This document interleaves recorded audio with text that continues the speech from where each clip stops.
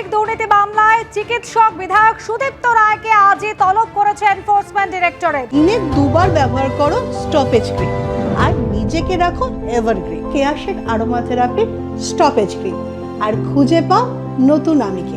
দুদিন আগে আপনারা জানেন যে তার সিথির বাড়ি এবং নার্সিং হোমে তল্লাশি চালানো হয়েছিল। ইডি আধিকারিকরা হানা দেন সুদীপ্ত রায়ের হুগলির দাঁতপুরের বাগান বাড়িতেও।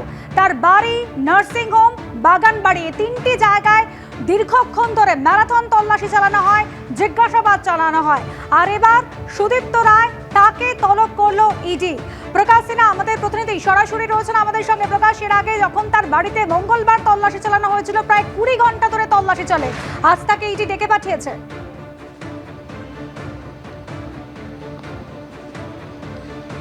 একদমই ইডি আধিকারিকরা দাবি করছেন বা ইডি সূত্রের খবর যে আজকে সুদীপ্ত রায় তৃণমূল কংগ্রেসের বিধায়ক, তাকে ডাকা হয়েছে এবং তাকে জিজ্ঞাসাবাদ করতে চান ইডি আধিকারিকরা। তোমার মনে থাকবে মঙ্গলবার দিন ভোরবেলায় কিন্তু ইডি আধিকারিকরা তার বাড়িতে, তার নার্সিংহোমে পৌঁছে গেছিলেন। প্রায় 20 ঘন্টা ধরে তল্লাশি অভিযান চালানো হয় এবং তারপরে সেখান থেকে মাঝরাতের পর ইডি আধিকারিকরা প্রচুর নথি সংগ্রহ করে বাজেয়াপ্ত করে তারা কিন্তু বেরিয়েছিলেন এবং সেই সমস্ত নথি খতিয়ে দেখার পর এখন কিন্তু যেটা ইডি সূত্রের খবর যে সুদীপ্ত রায় তৃণমূল কংগ্রেসের বিধায়ক, তাকে তলব করা হয়েছে, তাকে ডাকা হয়েছে, তাকে জিজ্ঞাসাবাদ করার জন্য, তার বয়ান রেকর্ড করার জন্য।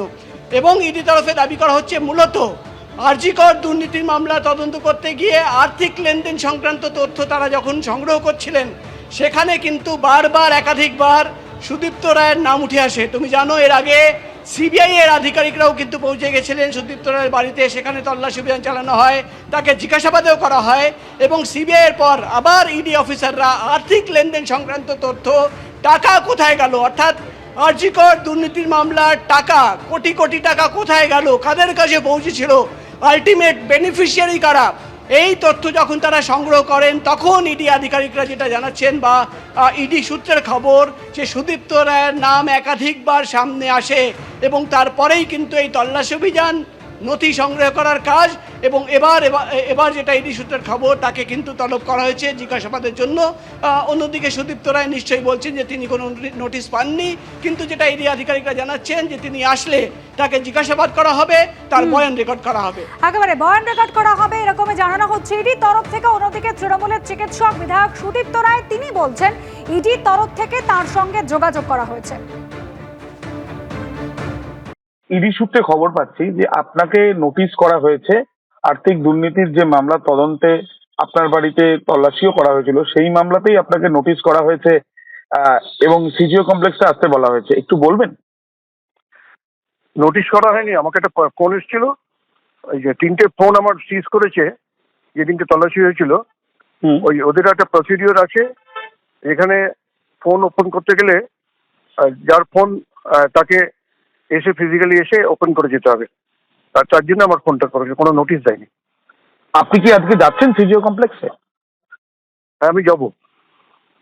আচ্ছা, তো এই যে দুর্নীতির যে অভিযোগ একটা উঠেছে, যেটা তদন্ত ইডি করছে, আপনার বাড়িতে ম্যারাথন তল্লাশি চলেছে, তো এই বিষয় নিয়ে আপনি বলবেন, মানে আপনার বক্তব্য কি? দেখুন, আমি তো দুর্নীতির সঙ্গে যুক্ত নই এবং আমি 1971 সাল থেকে ইনকাম ট্যাক্স দিই এবং আমি সমস্ত যারা এসেছিল তল্লাশি করতে তাদের যা যা প্রশ্ন ছিল সমস্ত উত্তর আমি দিয়েছি। সুদীপ্ত রায়কে আজকে ইডি জিজ্ঞাসাবাদের জন্য ডেকে পাঠিয়েছে। আর এই প্রসঙ্গে কুণাল ঘোষ বলছেন যাকে ডাকা হয়েছে তিনি বুঝবেন, তার আইনজীবী বুঝবেন।